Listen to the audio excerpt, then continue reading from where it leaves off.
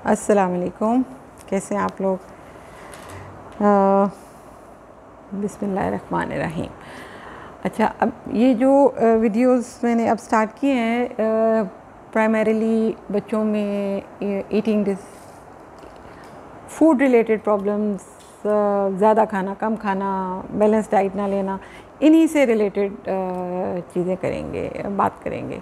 पहले पिछली दफ़ा हमने बात की थी कि व्हाट आर द फैक्टर्स छोटे बच्चों में जो कि हम ईटिंग हैबिट्स जो हमसे गलतियां हो जाती हैं, और फिर पिकी ईटर्स बच्चे क्यों होते हैं। अब बच्चों में ये जो बैड ईटिंग हैबिट्स ये डेवलप क्यों होती हैं, इसमें हम क्या गलती कर रहे हैं। एक्चुअली जो जाने अनजाने में हमसे गलतियां हो रही होती हैं, जिसकी वजह से हमारे बच्चे जो हैं वो उनका खाना हमारे लिए, माँओं के लिए स्पेशली एक दर्द सर बन जाता है। अब मैं आपको इसके थोड़े सी कॉमन जो फैक्टर्स हैं वो बता देती हूँ। सबसे जो आजकल के प्रेजेंट टाइम में जो सबसे बड़ा जो मसला है, जिसमें कि अनफॉर्चुनेटली पेरेंट्स बहुत हद तक कंट्रीब्यूट करते हैं, वो ये कि बच्चा अभी शायद सर संभालने के भी काबिल नहीं होता है, और वो उसको मोबाइल पे वीडियोस, वो ये जो क्या है कोकोमेलन और डिफरेंट किस्म की जो राइम्स हैं, और वो उसके साथ उसको वो सॉर्ट ऑफ एन एडिक्शन की हद तक हो जाता है। इस हद तक कि बच्चा उनके बगैर फिर मुंह ही नहीं खोलता। मतलब एक अजीब सा सीन होता है ना, बच्चे बैठे हुए हैं उधर देख रहे हैं, और एक वो ऑटोमेटिक सा एक होता है कि बस मुंह उधर ही फिक्स हुआ है, और वो माँ चम्मच मुंह में डाले जा रही है। तो ये हैबिट फिर आगे जाके बहुत ज़्यादा रीइंफोर्स होती जाती है, और बच्चे फिर स्क्रीन के बगैर खाने की उनको आदत ही नहीं पड़ती। हालांकि ये एक ऐसी हैबिट है जिसको बहुत ज़्यादा डिस्करेज किया जाता है, नापसंदीदा है। जो ईटिंग डिसऑर्डर्स बाद में भी डेवलप हो रहे होते हैं, जो ओबेसिटी डेवलप हो रही होती है, ये चीज़ उसको बहुत ज़्यादा कंट्रीब्यूट करती है। अच्छा, अब इसमें और जो हमारे बच्चों में जो अच्छी ईटिंग हैबिट्स नहीं डेवलप होती हैं, उसमें और क्या क्या फैक्टर्स हैं।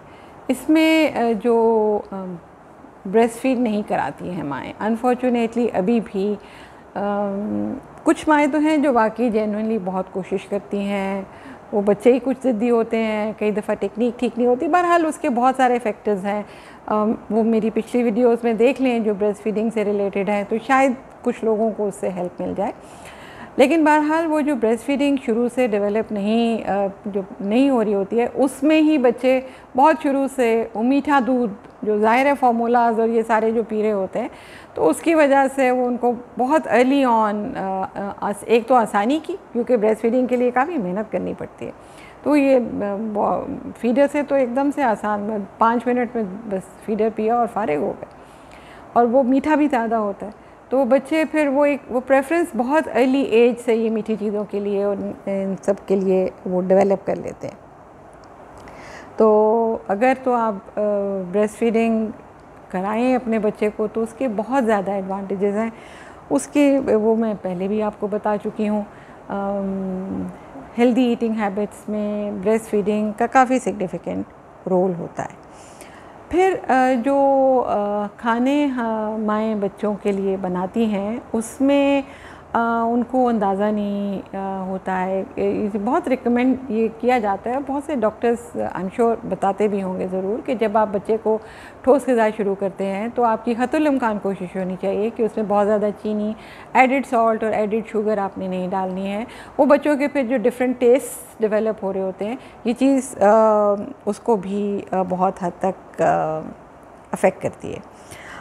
अब इसमें एक और जो ट्रेंड है आजकल, वो ये कि प्रोसेस फूड बच्चों की, वो जो बेबी फूड्स बनी बनाई आ रही हैं, आसान है जी, महंगी बहुत भी होती हैं अब तो ख़ासतौर पे इम्पोर्टेड फूड्स पे जैसे, तो हर चीज़ के ऊपर बहुत ज़्यादा वो हो गया है, पैसे इतने ज़्यादा लग जाते हैं।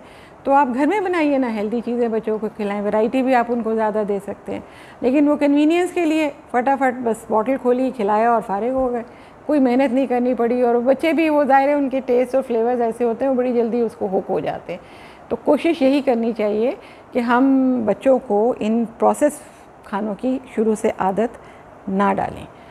फिर बच्चों में बैलेंस्ड डाइट का कॉन्सेप्ट डेवलप नहीं होता, उसकी एक बड़ी वजह ये भी है कि बहुत से पेरेंट्स को खुद भी कोई कॉन्सेप्ट नहीं है कि बैलेंस्ड फूड होती क्या है। अब बैलेंस्ड फूड से मुराद क्या है? बैलेंस्ड फूड वो है कि जिसमें आप अनाज भी दे रहे हैं, दालें भी खिला रहे हैं उनको, प्रोटीन्स ख़ास तौर पे स्पेशली वो, क्योंकि आपकी वो बिल्डिंग होती है, आपके जिस्म के ये जितने टिश्यूज़ होते हैं, आपके मसल्स हैं, बोन्स हैं, बाकी सारी ये स्किन और वो मतलब ये आपके स्पेशली आपके मसल्स, बोन और फिर आपके अंदरूनी भी जो होती हैं चीज़ों की सेहत होती है अच्छी प्रोटीन्स के ऊपर, अच्छी फ़ैट्स के ऊपर, अच्छी कार्बोहाइड्रेट्स पे, सब्जियों पे, फलों पे, इन सब का एक बैलेंस होता है कि क्या चीज़ आपने कितनी मिकदार में खानी है और फिर उसमें भी कौन सी जो चीज़ें हैं वो आपकी सेहत के लिए अच्छी हैं। जैसे फॉर एग्ज़ाम्पल फ़ैट्स की एग्ज़ाम्पल आप ले लीजिए, बहुत ज़्यादा वो घी और तली हुई चीज़ें और मक्खन और मार्जरीन और ये बेकरी की चीज़ें और ये सब चीज़ें खाने का तो नुकसान ही होता है, लेकिन इनके बड़े हेल्दी ऑल्टरनेटिव्स भी होते हैं। तो जब तक माँ को या बाप को, इन लोगों को, पेरेंट्स को जब तक पता नहीं होगा तो वो अपने बच्चों को फिर ये अच्छी ईटिंग हैबिट्स डेवलप करने में मदद नहीं कर सकते।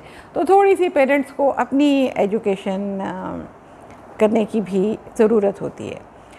फिर मील टाइम्स का कॉन्सेप्ट बच्चों में अगर आप बहुत अर्ली, जैसे मैंने पहले भी बताया था कि बच्चा जैसे ही 2-2.5 साल का होता है उसे बिठाएं, उसकी बेबी चेयर पे बिठाइए, सुबह नाश्ते की आदत डालिए। ये रेगुलर मील टाइम्स और हर मील की जो एक इम्पॉर्टेंस है ये आप बच्चे को बहुत अर्ली एज से आप सिखाना शुरू करते हैं और इसका बहुत फ़ायदा होता है क्योंकि वो फिर एक हैबिट बन जाती है, वो फिर एक अच्छी हैबिट बनती है। तो इसके लिए फिर पेरेंट्स को खुद भी अच्छा रोल मॉडल बनना होता है ना। अब ये तो नहीं हो सकता है कि मदर जो है वो सो रही है, उसने मेड को बता दिया या किसी को बता दिया कि जी बच्चे को ये कुछ खिला देना, या वो बना पड़ा हुआ है, या वो टिन खोलो और उसमें से कुछ दे दो। तो ये चीज़ें तो फिर जाहिर है बच्चे में अच्छी हैबिट्स डेवलप करने में मदद नहीं देंगी। तो पेरेंट्स को बहुत अच्छे रोल मॉडल्स खुद साथ बनने की ज़रूरत है ना। बच्चों में रेगुलर मील टाइम्स क्या होने चाहिए, उसकी सिग्निफिकेंस सिर्फ उसी वक्त उनको उसका एहसास होगा जब उनके पेरेंट्स भी वही सारे मील टाइम्स जो हैं जो वो अपने बच्चों को सिखाने की कोशिश कर रहे हैं उसको खुद भी वो फॉलो कर रहे हों। खाने पिलाने के इस दौरान में जो खाने पिलाने का जो सेशन होता है शुरू से उसको एक बच्चे के लिए मतलब वो एक जंगो जदल का सामान ही होना चाहिए ना। हर वक्त मतलब साथ साथ डांटे जाने, क्योंकि बच्चे तो तंग करते हैं, उनकी पसंद की चीज़ आपने नहीं बनाई है तो वो रोएगा भी, तंग भी करेगा। तो बहुत ज़्यादा डांट डपट करके और क्रिटिसिज्म करके खिलाना तो बच्चे में कोई रग़बत नहीं होती है कि वो खाना खाएगा। वो क्यों खाएगा? मतलब मुझे कोई डंडे मार मार के खिलाएगा तो मैं भी, और अक्सर मैंने देखा है कि माएँ घुटने के नीचे दबाए खिलाई जा रही हैं और बच्चे ने खा तो लिया ज़बरदस्ती और आखिर में एंड पे वॉमिट कर दी।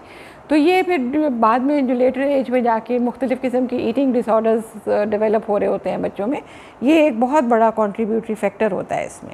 तो इसलिए कोशिश करें कि ये क्रिटिसिज्म, फिर वो झूठे वादे, ये खा लो तो फिर ये दिला देंगे, ये सारी चीज़ें, ये जो इस किस्म की चीज़ें हैं ये बच्चों में आपने डेवलप नहीं होने देनी है। और फिर मैंने पिछले वीडियोस में भी बताया था कि ये बिटवीन मील जो आप जो जंक फूड और ये बिस्किट्स और टॉफ़ीज़ और इस किस्म की चीज़ें, ये जो शुगरी फिज़ी ड्रिंक्स वगैरह होती हैं, जूसेस होते हैं, इनको कोशिश करें हतुल इम्कान अवॉइड करें, क्योंकि एक तो ये कि एपेटाइट को ख़राब करेंगे और दूसरा ये कि फिर इन चीज़ों के लिए बच्चे ज़्यादा इनकी आदत इनको हो जाती है, खाना कम खाते हैं और फिर मुख्तलिफ़ किस्म की उनमें न्यूट्रिशनल डेफिशिएंसीज़ भी डेवलप होने लग जाती हैं।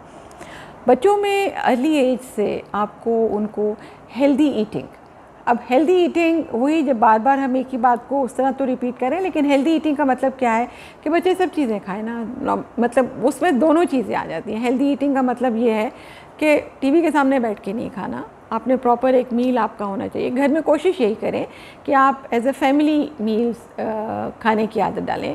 दिन में कम से कम 1 या 2 मील्स ज़रूर सारी फैमिली मिल के खाए और उसको इट शुड बी एन मतलब वो एक इंजॉयबल, एक कंफर्टेबल टाइम पीरियड होना चाहिए जिसको सब इंजॉय करें, सीखें और उसमें फिर उसमें डांट डपट और इस किस्म की चीज़ें नहीं चाहिए।